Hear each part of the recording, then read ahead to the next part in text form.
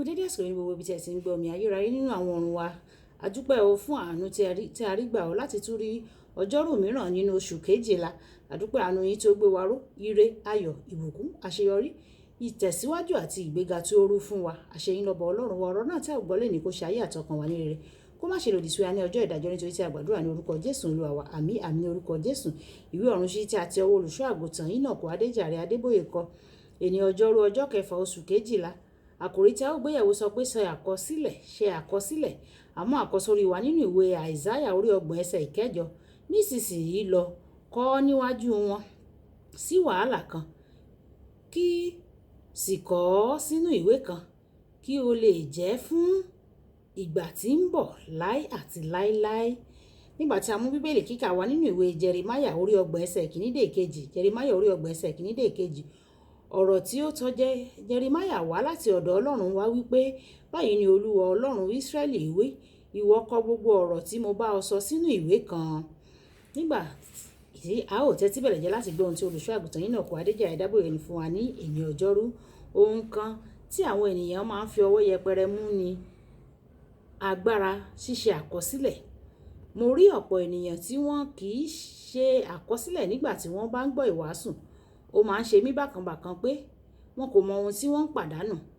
Ọ̀rọ̀ kan tí ó gbajúmọ̀ tí a máa ń sọ pé gègé tí ó ń kú lọ ó sàn ju ọpọlọ tí ó jí pépé lọ.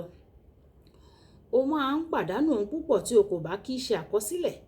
Ọ̀jọ̀gbọ́n ìṣirò mi tó gba oyè ọ̀mọ̀wé rẹ̀ ní ọdún 1928 sọ fún mi pé o ní láti ka nǹkan fún ìgbà 10 kí o tó rántí gbogbo rẹ̀. Tí o kò bá ṣe àkọsílẹ̀, báwo ni wàá ṣe kà á ní àìmọye ìgbà kí o tó lè rántí? Àwọn ìwàásù kan wà tí kò rọrùn láti gbé mì lásìkò tí o bá ń gbọ́ wọn, ṣùgbọ́n lọ́jọ́ kan ẹ̀mí mímọ́ lè darí rẹ lọ síbẹ̀ kí ó sì fi ìjìnlẹ̀ àkọsílẹ̀ náà hàn ọ́. Ó jẹ́ ohun tó fẹ́ àbójútó nígbà tí àwọn ajíhìnrere tí wọ́n ń retí àwọn ọmọ ìjọ wọn láti kọ nǹkan sílẹ̀ nígbà tí wọ́n bá ń wàásù bá kọ̀ láti ṣe àkọsílẹ̀ nígbà tí àwọn oníwàásù ẹgbẹ́ wọn bá ń wàásù. Tí o kò bá ní ìwé àkọsílẹ̀ pẹ̀lú rẹ, síbẹ̀ o lè ṣe àkọsílẹ̀ pẹ̀lú ẹ̀rọ àgbélọ́wọ́ rẹ nígbà tí ìwàásù bá ń lọ. Ó ṣeé ṣe fún ẹ̀mí mímọ́ láti sọ àwọn nǹkan sí ọ létí. Wọ́n lè jẹ́ àsọtẹ́lẹ̀ tàbí ìtọ́nà. O ní láti kọ àwọn nǹkan náà sílẹ̀ kí o má bàa gbàgbé wọn. Bákan náà, bí oníwàásù ṣe ń sọ̀rọ̀ fún ìrànlọ́wọ́ láti ṣe ohun tí wọ́n ń wàásù, o lè nílò láti kọ ìgbésẹ̀ kan tàbí méjì sílẹ̀ tí ó máa gbé ní ìbámu pẹ̀lú ìwàásù náà tàbí ẹsẹ̀ bíbélì tí wọ́n lò nígbà tí wọ́n ń wàásù láti ṣe ìwádìí wọn. Ó gbọ́dọ̀ yé ọ pé àwọn àkọsílẹ̀ yìí jẹ́ ohun àmúyangàn tí ìwọ àti àwọn tí ń bọ̀ lẹ́yìn rẹ máa jẹ àǹfààní rẹ̀. Ní ẹ̀ka ilé iṣẹ́ ọ̀run ṣíṣí, àwọn ìwàásù mi tí ó ti pẹ́ fún 30 ọdún sẹ́yìn jẹ́ ohun àmúyangàn fún ọ̀pọ̀lọpọ̀ àwọn ohun tó ṣe àbẹ̀wò síbẹ̀ láti kọ́ ẹ̀kọ́. Nínú ìwé ìfihàn orí 1 ẹsẹ̀ 19, Ọlọ́run sọ fún Jòhánù pé ṣe àkọsílẹ̀ gbogbo ohun tí o rí gẹ́gẹ́ bí àmúyangàn fún wa lónìí láti mọ ohun tí yóò ṣẹlẹ̀ ní òpin ayé. Àtúrí ohun tí ó farapẹ́ nínú àkọsórí bíbélì wa kíkà ti òní.